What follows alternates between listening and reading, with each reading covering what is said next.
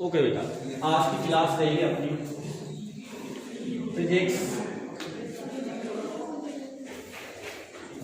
12 Hindi medium वाले students तैयार हो जाए। चैप्टर नंबर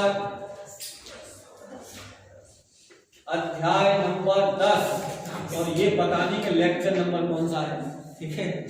और ये चैप्टर का नाम था प्रत्यावर्ती धारा यानी अल्टरनेटिव करंट। हमने जो बातें पढ़ी उसमें सबसे पहले पढ़ा हमने कि यदि किसी प्रत्यावर्ती परिपथ में प्रतिरोध जुड़ा है तो धारा और वोल्टता दोनों समान कला में होती हैं, ये ध्यान रखना। और यानी V और I दोनों की कला कैसी होती है, समान कला। समान कब, जब परिपथ में प्रतिरोध जुड़ा हो। और जब परिपथ में कौन जुड़ा हो, प्रेरक कौन जुड़ा हो, तो वोल्टता आगे रहती है किससे, धारा से। और कितना रहती है, कितना, कौन जुड़ा हो, प्रेरक, राइट। और नंबर 3, यदि परिपथ में संधारित्र जुड़ा हो तो वोल्टता पीछे रहती है किससे, धारा से। कौन जुड़ा हो, सी। ये बातें हम बता चुके थे। आज का जो टॉपिक रहेगा वो दो एलिमेंट्स को एक साथ लेंगे अपन, यानी दो अवयव एक साथ जुड़ेंगे। आइए, तो आज होगा यदि प्रत्यावर्ती परिपथ में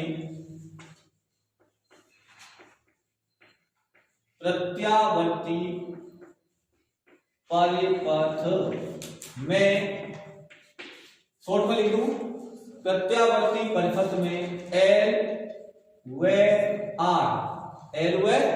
R जुड़े हों,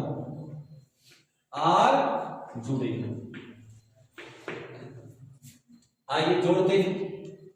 सबसे पहले कौन जुड़ा हो, L, बहुत है।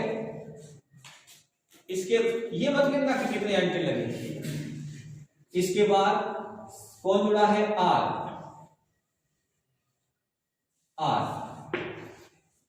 इसके बाद कौन जुड़ेगा बेटा, प्रत्यावर्ती स्रोत। ये कौन है, L, ये कौन है, R, और ये कौन है, V बराबर Vm साइन ओमेगा। तो सबसे पहले ये तो परमानेंट है, V का मान तो परमानेंट है। मतलब आप ऐसे कह सकते हैं कि दिए गए चित्र में प्रत्यावर्ती वोल्टता निम्न सूत्र द्वारा दी जाती है। इसके द्वारा निम्न सूत्र द्वारा दी जाती है, और वो है, एक बार यहां अलग से लिख लेंगे, साइन ओमेगा टी, समीकरण नंबर 1। तो सबसे पहले ए हेडिंग क्या आएगी, बोलो, प्रत्यावर्ती धारा का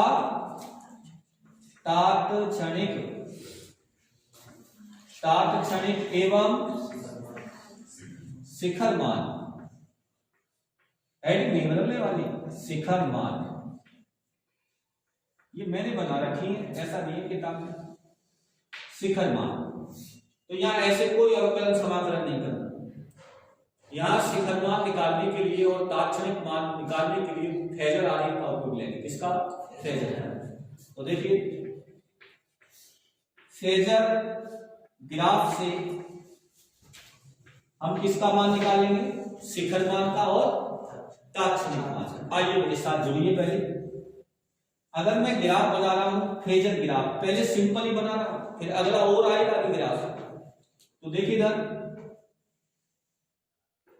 अगर इस दिशा में मैंने लिया किसको, धारा का शिखर मान। किसका, धारा का शिखर मान, राइट।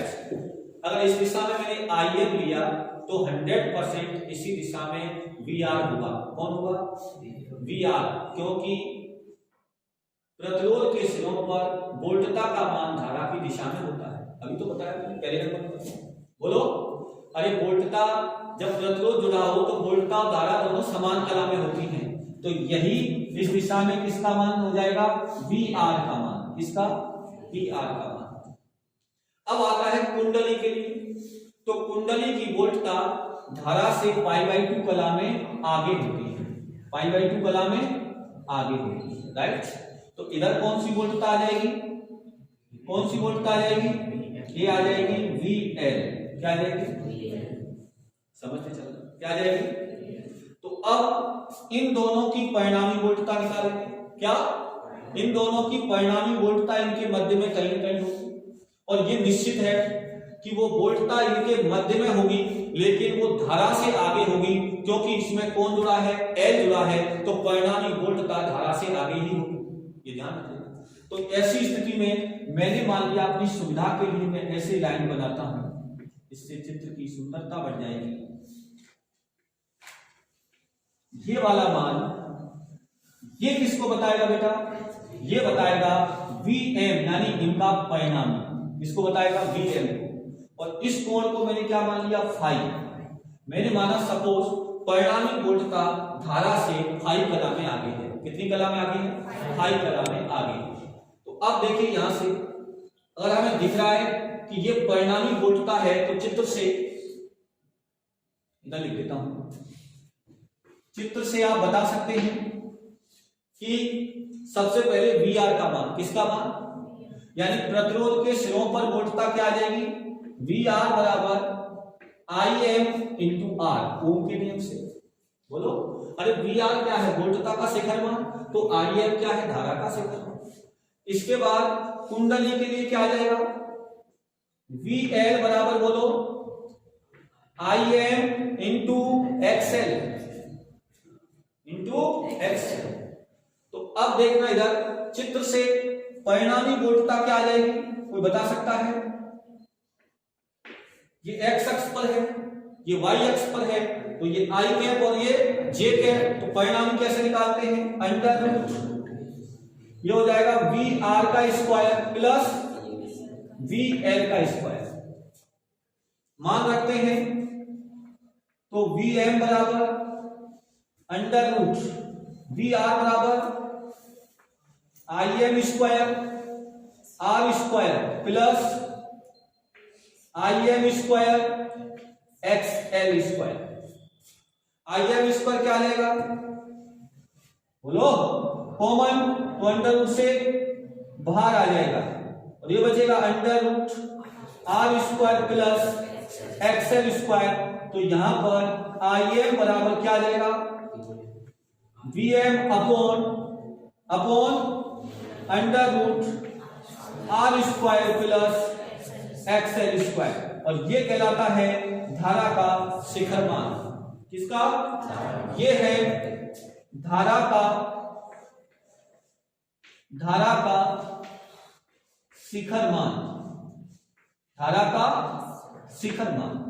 ठीक है बेटा, शिखर मान आ चुका है। अब क्या रह गया? तात्क्षणिक मान। तो देखिए धारा के तात्क्षणिक मान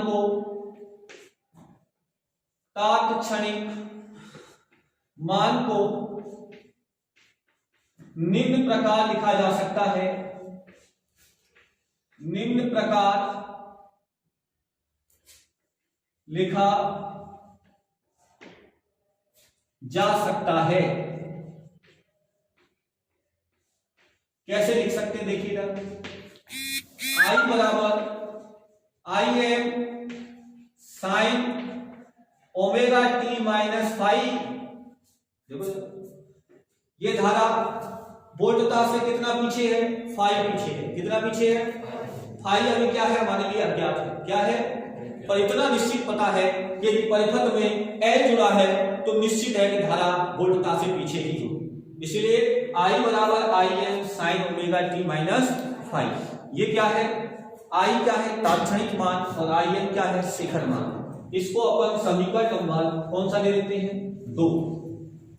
तो अब बी एडिंग क्या आएगी कलांतर, क्या आएगा बेटा, तो दोनों के मध्य कलांतर क्या आ जाएगा बेटा, कोई बता सकता है? कलांतर आएगा omega T minus omega T plus, इसका मतलब बराबर क्या आएगा फाई, यानी वोल्ट का धारा से फाई कला में आगे होगी। तो ये फाई का मान कितना होगा, ये कैसे निकालेंगे, आइए चित्र से, इससे आ जाए चित्र से tan फाई, चित्र से tan फाई, tan फाई बराबर क्या होगा लंब बटे आधा, तो लंब क्या है v है, बोलो, अरे वोल्टता का कौन सी का वोल्टता का, L के लिए वोल्टता का सेकंड मान, ये समझते हो कि नहीं? तो क्या आएगा ये VL और बटे में क्या आएगा, बटे में क्या आएगा IM, क्यों रखते हो राम, बोलो ये VL है तो इसी फॉर्म में क्या आएगा VR। आप समान राशि को तो रखोगे, ऐसे थोड़ी है कि तेल प्लस पानी बराबर तो तेल पानी हो जाएगा, तेल में तेल मिलाओगे तो ही तेल मिलेगा, पानी में पानी मिलाओगे तो ही पानी मिलेगा, समान मात्रा तो होनी चाहिए।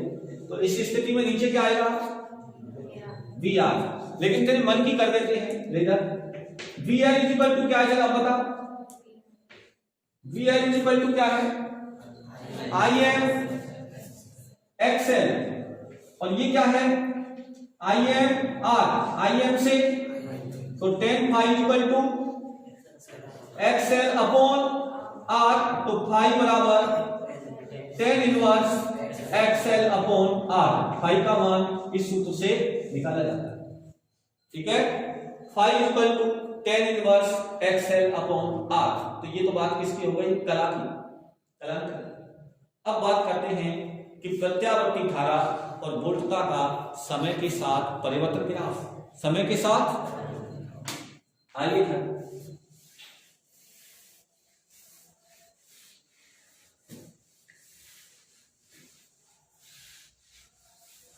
प्रत्यावर्ती वोल्टता यानी I and V and I का समय के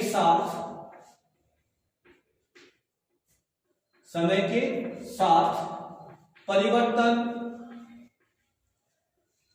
ग्राफ, आइए ग्राफ बना लेते हैं। सबसे पहले हमारे पास ग्राफ किसका आएगा, वोल्ट का, किसका है, यहां क्या है T/4, यहां क्या है T/2, और यहां क्या है 3T/4, और यहां क्या है T, राइट। ये किसके लिए ग्राफ है, वोल्टता के लिए। अब किसके लिए बना, धारा, धारा कितना पीछे है 5 तो क्या था?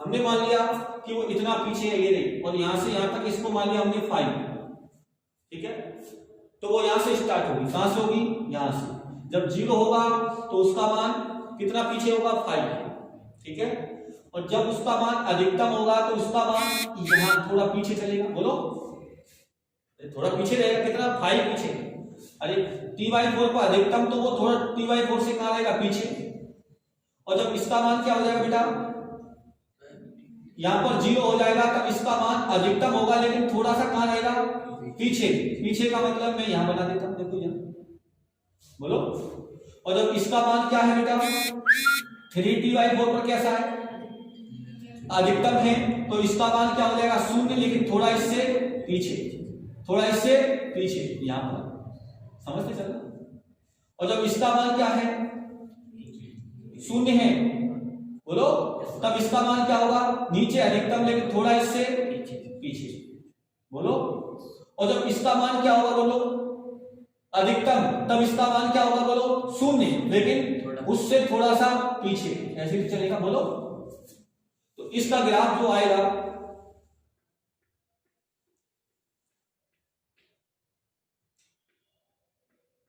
वो ऐसे आएगा, बोलो, ये किसका ग्राफ है, धारा का, ये है V बराबर Vm sin ओमेगा t, और ये है I बराबर I am sine omega T minus five.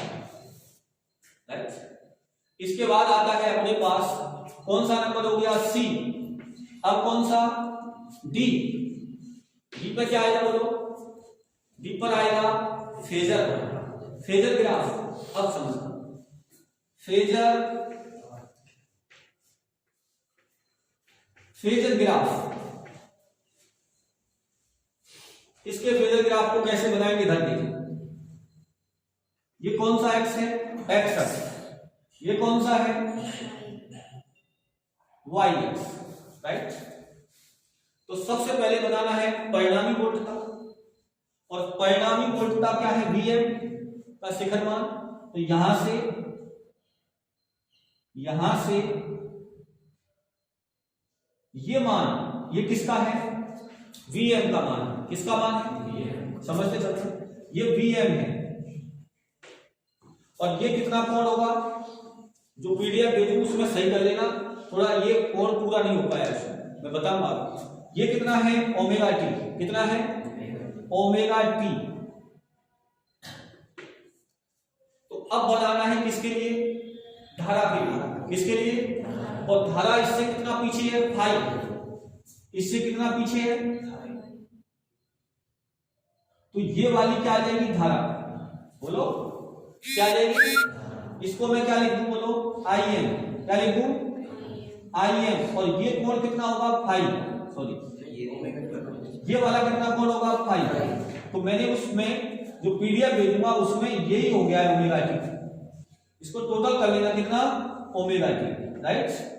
ये ओमेगा टी है और ये कितना है, 5, राइट। अब देखना इधर, अगर इधर आई एम है तो इधर ही कौन होगा, वी आर। कौन होगा, इसी दिशा में कौन होगा, वी आर। ऐसा करता हूं, इधर इसको आई एम मान लेता हूं, समझते चलना, आई एम। तो ये वोल्टता का शिखर मान क्या हो जाएगा, वी आर। क्या हो जाएगा, अरे हो जाएगा। और वी एल क्या होगा, धारा से π/2 कला में आगे होगा, π/2 कला में आगे होगा। तो वो क्या आ जाएगा, इधर देखो, धारा से कितना आगे, π/2। ये कौन होगा बेटा, ये वी एल होगा। इनको अगर हम ऐसे मिला दें, कैसे, ऐसे, ठीक है। इनको सिंपली, यानी इसके परिमाण को इससे और इसके परिमाण को इससे। तो ये ग्राफ जो है, यहां ये कोण कितना है, कौन सा, ये वाला, ये कितना है, π/2। कितना है, यानी ये वी एल आई एम से कितना आगे है, π/2 आगे है। तो ये जो ग्राफ है इसको कहते हैं फेजर ग्राफ। क्या कहते हैं, फेजर ग्राफ। समझ में आएगा। अब आती है बात, अब तक आपने पढ़ा था प्रतिरोध, उसके बाद पढ़ा आपने प्रेरणिक प्रतिघात, फिर पढ़ा धारतीय प्रतिघात। अब प्रतिघात शब्द हट जाएगा, अब आएगा प्रतिबाधा।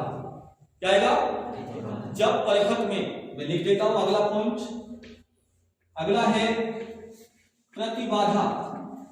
प्रतिबाधा, जब एक ही एलिमेंट जुड़ा होता है तो उसे बोलते हैं प्रतिघात। क्या बोलते हैं, और जब किसी परिपथ में आर, एल या सी तीनों जुड़े हो या कोई दो जुड़े हो, तो ऐसी स्थिति में धारा के मार्ग में डाली गई रुकावट, यानी धारा के मार्ग में डाली गई रुकावट प्रतिबाधा कहलाती है। क्या कहलाती है, जब दो जुड़े हो या तीन जुड़े हो, यानी एक से अधिक हो, तो ऐसी स्थिति में धारा के मार्ग में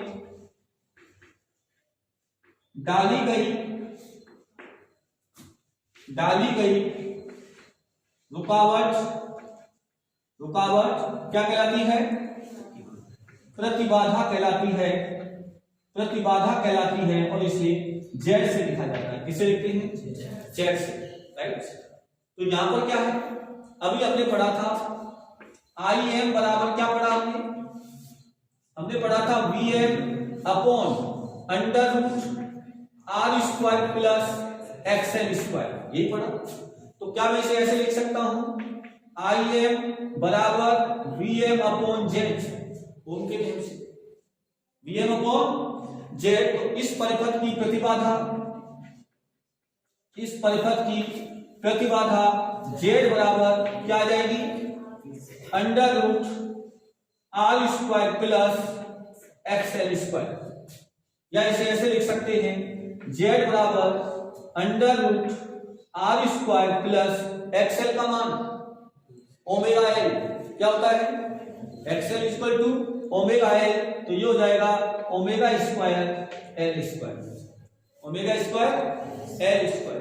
और ओमेगा क्या है, कोणीय वेग या कोणीय आवृत्ति, और एफ क्या होती है, सिर्फ आवृत्ति, ध्यान रखना इस बात का। ओमेगा इक्वल टू क्या होता है 2 पाई एफ। यदि आपको कोणीय वेग दे रखा है या कोणीय आवृत्ति दे रखी है तो ओमेगा का मान होता है, और केवल क्या दे रखा है हो, आवृत्ति।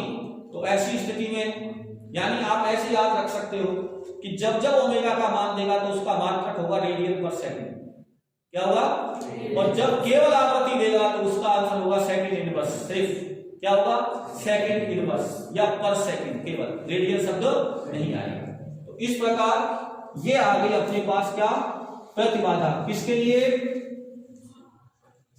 किसके लिए, आरएल परिपथ के लिए, किसके लिए, आरएल परिपथ के लिए। तो आज हमने जोड़े के साथ पढ़ा और वो था आरएल परिपथ, राइट बेटा। अगला जोड़ा फिर पढ़ेंगे अगली क्लास में।